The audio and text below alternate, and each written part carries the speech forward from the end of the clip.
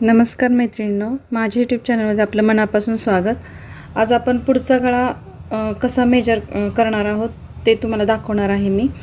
नेहमी आपण वरच्या साइडून गळा मोजतो, पण मी नेहमी ही खालच्या साइडून मोजत असते। म्हणजे जिथे आपण ब्रेस पट्टी लावलेली आहे किंवा खालची साइड जी आहे तिथून वरती गळा आपल्याला मोजायचा आहे।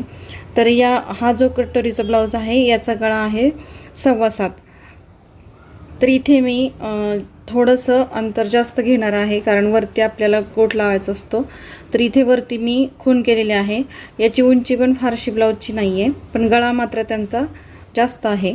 तर इथे व्यवस्थित एकसारखं एकावर एक आपण दोन्ही पार्ट्स ठेवून घ्यायचे आहेत आणि जिथे आपण गळ्याचं मेजरमेंट घेतलेलं आहे तिथे आपण खून करून तो शेप असा द्यायचा आहे आणि अगदी गोलाकार शेप द्यायचा आहे। म्हणजे तो असा जेव्हा आपण ब्लाउज घालतो त्यावेळेस तो असा तिरका बसत नाही, अगदी व्यवस्थित गोल शेपमध्ये तो ब्लाउज बसतो।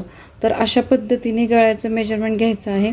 मी नेहमी अशाच पद्धतीने घेते, कारण हे मला सोपं वाटतं। मला वरून गळा वरच्या साइडून जे गळा मोजतात तो मी मोजत नाही। मी अशाच प्रकारे गळा मोजते।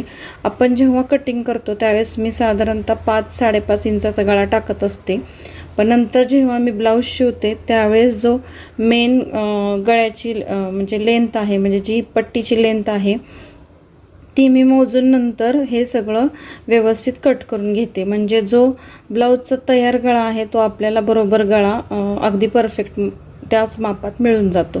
तर अशा पद्धतीने जर तुम्ही गळ्याचं मेजरमेंट काढलं तर खूप सोपं आहे। म्हणजे वरून आपलं चुकणार वगैरे पण नाही, कारण वरून तिरकं मोजायचं कधी कधी समजत नाही आपल्याला, किंवा बऱ्याच जणींना ह्या गोष्टी समजत नाहीत। तर अशा पद्धतीने तुम्ही मोजलं ना तर तुम्हाला काहीच अडचण येणार नाही। जेव्हा आपण गळा मोजतो, आपण शेप देतो, त्याच्यानंतर आपल्याला ह्या पट्ट्या जोडून घ्यायच्या आहेत पहिल्यांदा। म्हणजे हुक्स आणि लूप्स साईडची पट्टी आपल्याला जोडून घ्यायची आहे आणि जेव्हा आपल्या ह्या पट्ट्या जोडून होतील त्याच्यानंतर पण आपण परत एकदा चेक करणार आहोत की कुठे खालीवर गळा हा झालेला आहे का। तर अशा पद्धतीने तुम्ही केलं तर खूप सोपं आहे, अजिबात अडचण येणार नाही आणि पटकन होणारं काम आहे।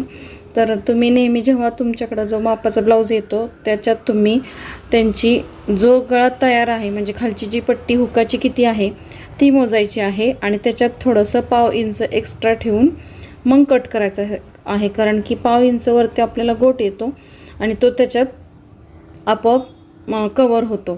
जर तुम्ही अगदी कट टू कट म्हणजे 7चा गळा असेल खालची पट्टी, जर तुम्ही 7च घेतलं तर तो गळा हा 6.25 होणार आहे तयार। त्याच्यामुळं हे मात्र लक्षात ठेवायचं की जेवढी गळ्याची पट्टी आहे त्याच्यापेक्षा आपल्याला 1/2 इंच हे एक्स्ट्रा घ्यायचं आहे आणि मगच तो गळा कट करायचा आहे। आता बघा, माझं हे दोन्ही पट्ट्या लावून झालेल्या आहेत। आता आपल्याला एकावर एक ठेवून पहिल्यांदा बघायचे आहेत आणि मग नंतरच आपल्याला जिथे लूप्स आपण ते तयार करतो ते करायचे आहेत।